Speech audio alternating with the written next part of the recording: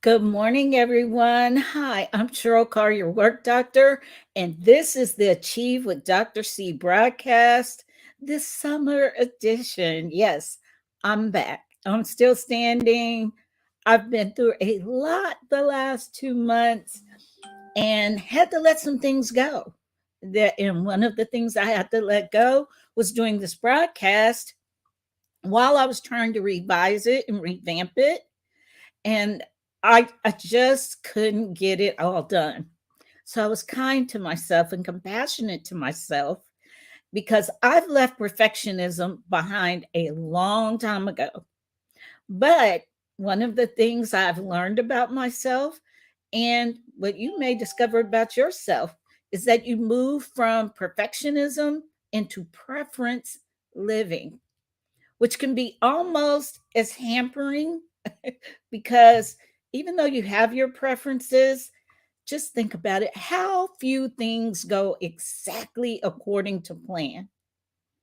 And when we move from perfectionism, which was a hard journey, took me years to stop being so hard on myself because I'm an achiever. I like achieving things. But you can be goal oriented and goal meeting without being a perfectionist. Most perfectionists are unhappy people.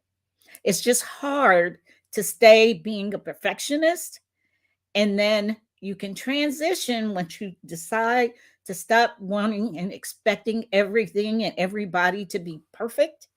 Then you can move into a land of preference where all has to be according to how you prefer things or you're not happy. Good morning from Vegas, girl, sis. Win a lot of money and share it with your friends.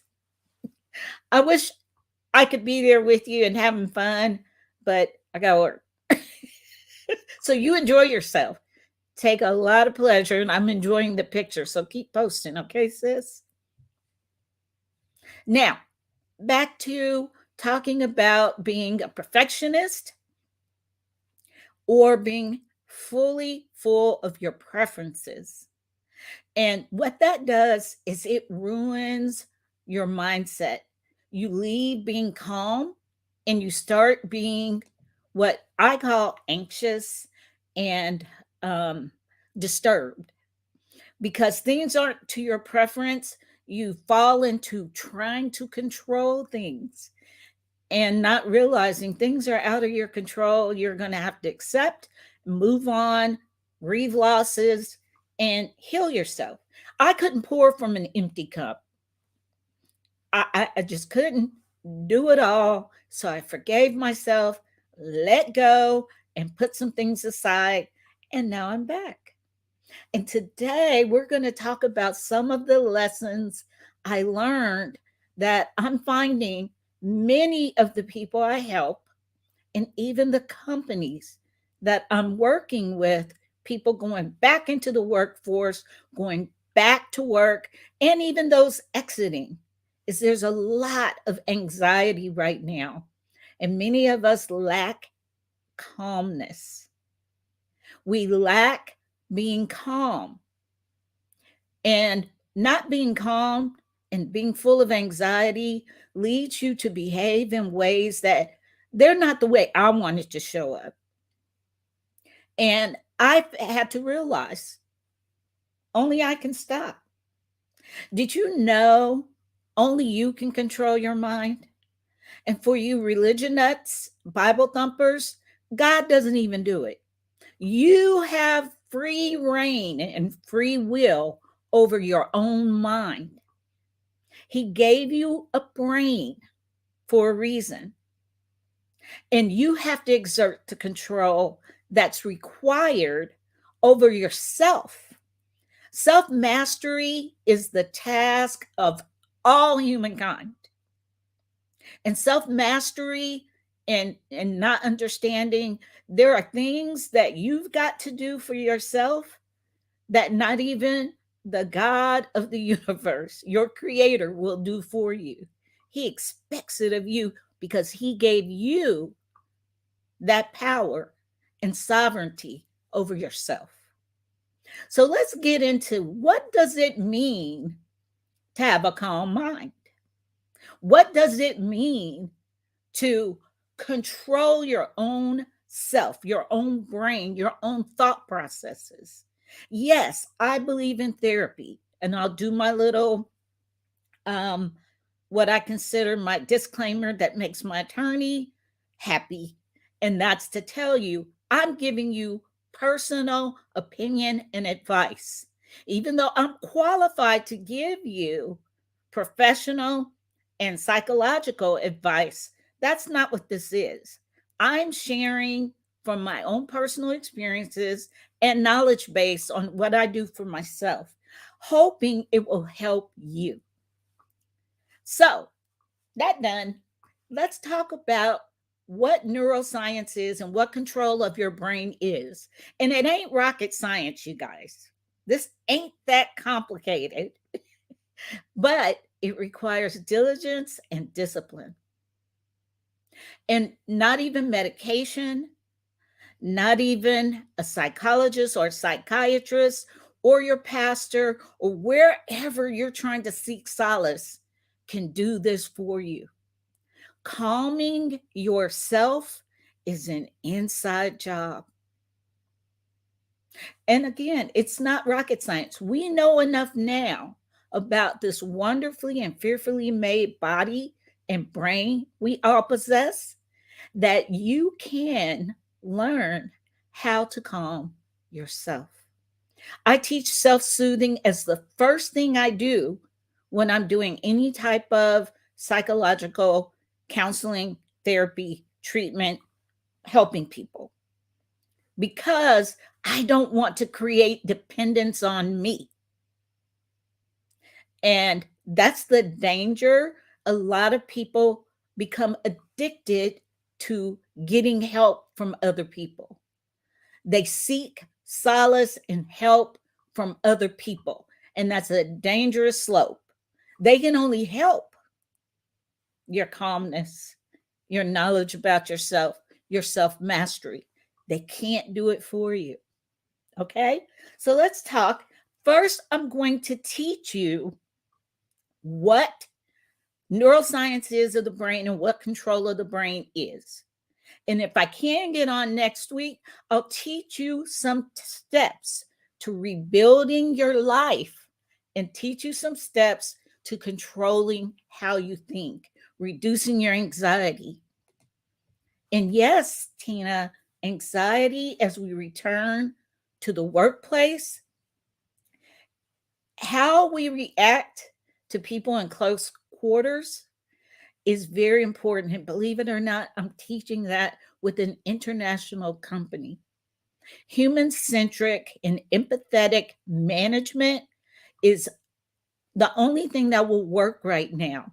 Because again, I say this every single time I speak publicly, we are all collectively traumatized. There is no one that has escaped the trauma of the last 2 years. It has affected everything and infected everything.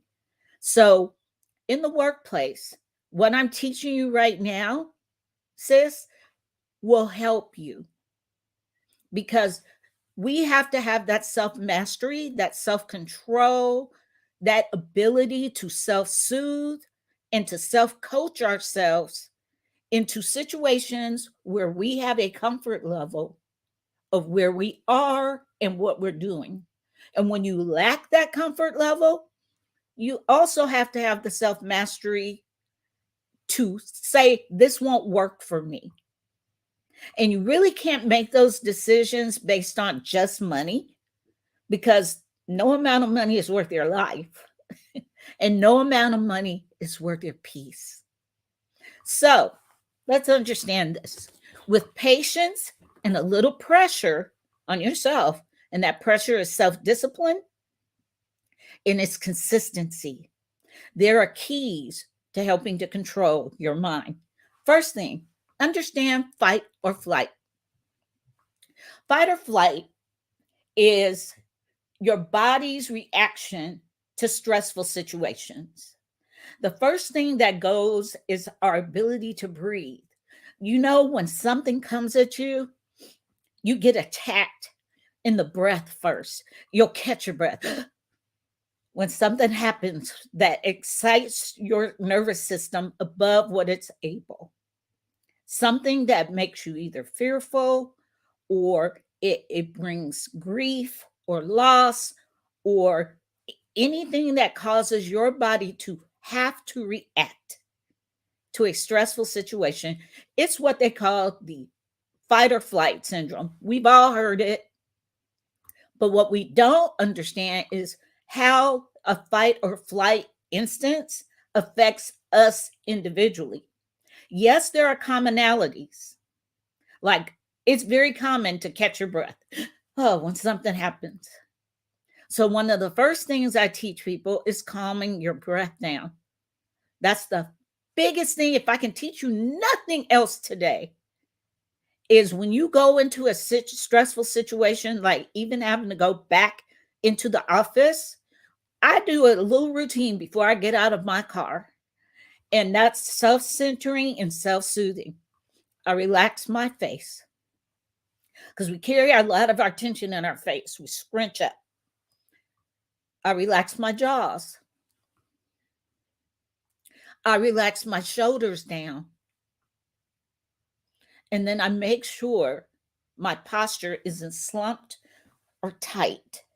And I just relax myself.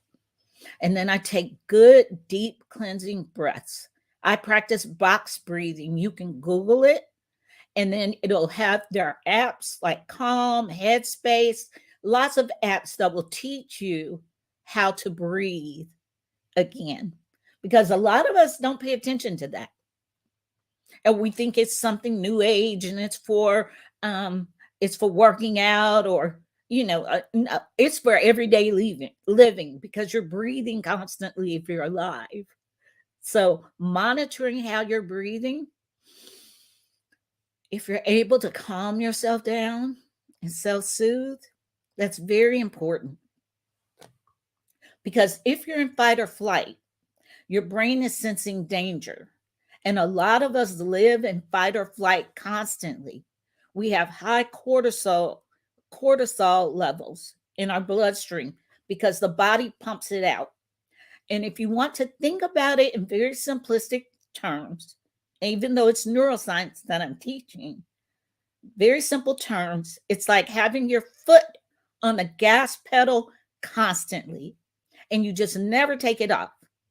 Just think about how you would drive if all you did was keep your feet on your gas pedal. How would you live? You would run through every red light, wouldn't you? You'd probably crash, which the body does a lot if you don't learn to self-soothe and to calm yourself down. Okay? So the first thing you should do is work on your breath. The second thing is start with your thinking. Is this really a life or death situation? Or are you catastrophizing, which we're all in right now? In our collective trauma from what's happened to us the last 2 or 3 years, we're all catastrophizing. We're imagining the worst because it just keeps coming. Catastrophizing is something the mind does because it's easy. It's easy to stay in fight or flight. Unless you tell yourself the right thinking, talking to yourself, is this life or death? If it is life or death, yeah, keep in that fight or flight response because you got to act. And that's what fight or flight does. It helps you to act.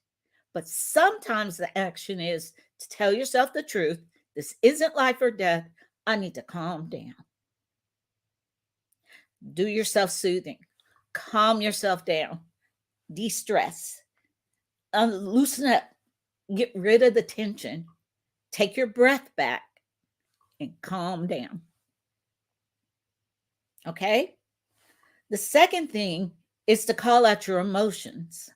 I've been teaching this a lot in my grief counseling because a lot of us don't understand the difference between emotions, which there are core emotions that are God-given, they're functions of the cortex of the brain, and they exist there. I'll put those in the chat because I don't want to go through them all again, but I've taught on this. If you can go back in some of my teaching about feelings, emotions, and self control, I teach about emotions. There are core emotions, and then we have feelings. Now, feelings is where a lot of us live in. We stay in our feelings. That's a colloquialism or a slang term, but it's something that unless you learn yourself and you learn your brain and you learn your body, you don't understand. There's a plethora of feelings, they're innumerable, but at their core is your emotions. And emotions, they're saying there's six, there's some that says there's 12, there's some that say there's seven core emotions. And again, I'll put a link in the chat where you can read it for yourself, and then you can understand the difference between emotions and what they lead to your feelings and your thought processes and behaviors. And then there's moods. Okay, this is disposition, a natural bent. Like me, my mood is slow and calm. I don't like up and down, up and down, up and down, up and down. I don't deal well with that. Some people thrive on chaos. They like that. And they like their foot on the gas majority of the time. They stop when they have to. Some people thrive on that. They feel like they do their best work. I ain't one of them people. Like calm and quiet and slow and thoughtful and producing things from there work best for me. So you have to learn yourself. You have to call out your own emotions. Okay? You can choose to observe your emotions and learn them and tell yourself, hey, right now I'm feeling despair.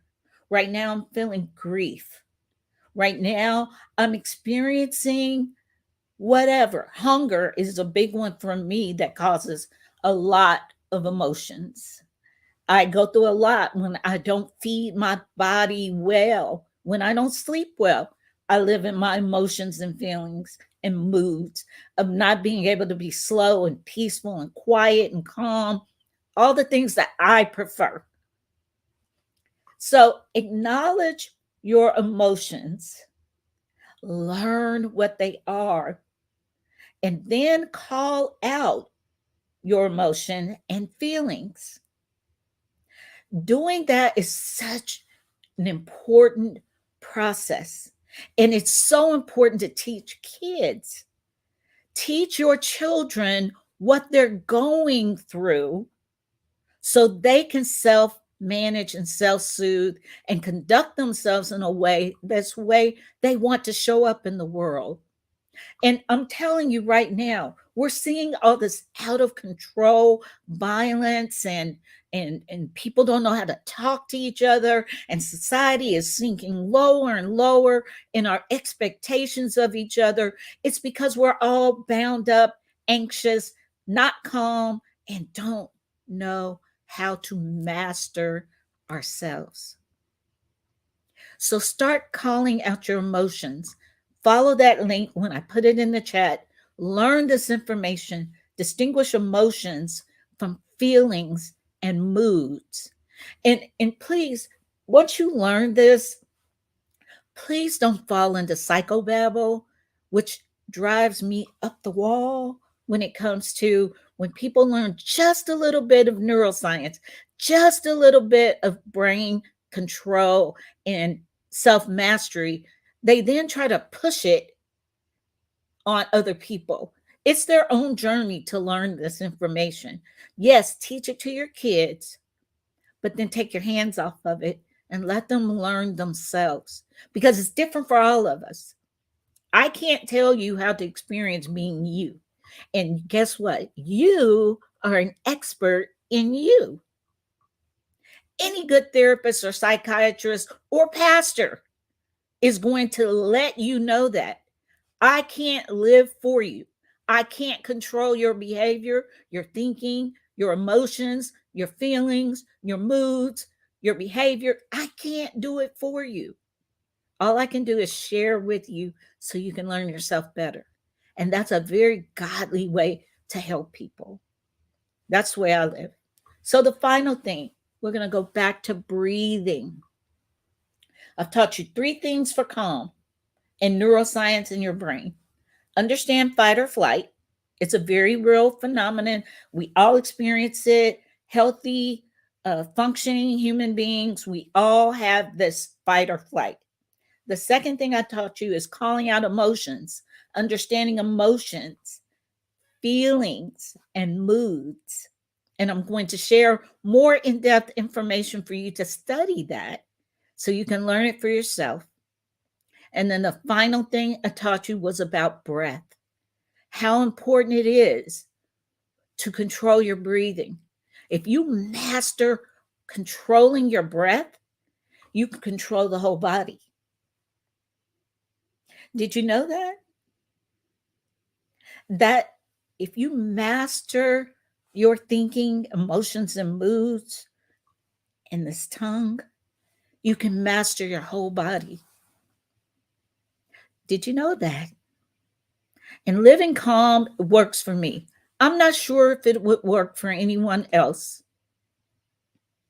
And counting down works, sis. I believe box breathing strengthens the countdown because a countdown just slows you down. Controlling your breathing, doing box breathing, and learning to breathe slower and deliberately, which unfortunately I had to reinforce learning how to breathe when I had COVID and my breath was raggedy. There's just no way to describe it. Took me 6 months to getting back to breathing well. So, yes, count your breathing, control your breathing. Breath is important because you don't even know if you're breathing shallow until you start mastery over your breath to understand if you're breathing, you've got to control it. We fall into habits of shallow breathing. We fall into habits of fight or flight breathing. And all day long, we're stressed and tight and breathing shallow. And our organs, like the brain, the heart, the lungs, they take the majority of our oxygen. And so none of our appendages or non essential organs are properly oxygenated. Simple psychology or physiology. You guys, it's true whether we like it or not. And sis, yes, box breathing, I will put in the chat so that you guys can practice it. And then there's apps like Headspace, Calm. There's about 5 or 6 of them out there that you can put on your phone. And for me, I have it on my laptop. I also have a standing app on my laptop that tells me it's time for you to stand because I have a Versa desk that I stand up during work. That's also important. We'll talk about circulation another time. But a lot of us, as I said, we're in fight or flight. We're tense. Our shoulders are up here. That's ugly on my neck. Anyway, our shoulders are up here. Our jaw's tight. Our forehead is curled. You know, most of us live right here. And then we wonder why we act a fool or why we can't take much. Something hits us and we go all out the box because we're not centered. Okay? Calm. Inner calm is what's needed now. And it ain't just from doing yoga. Okay? You can have inner calm all day long. You have to learn what environment inspires inner calm for you. Okay? So I'm going to help with rebuilding your life, teaching inner calm, and helping you as much as I can, as often as I can. So I hope you learned something in this broadcast. I hope you will apply it It ain't good enough just to listen to me. You got to do it. Okay? I know it'll help you. And we all need more calm, inner calm in our lives. And it ain't about being fake Zen. I'm talking about real stuff so we can cope and control ourselves. All right? I'm Cheryl Carr, your work doctor. This is the Achieve with Dr. C broadcast. I'm back. I'm still standing. I'll be back. I'm not putting pressure on myself. Like I said, I can't pour from an empty cup, and my peace is important to me. So I want to help you with yours. All right. Join me next time. Until then, pay attention to your breathing. Find out about your own fight or flight response. And then also learn to call out your emotions so you can have self mastery and self control. Okay? Bless you. Bless you too. Yes, ma'am. Bye. Y'all be good. Okay? Bye.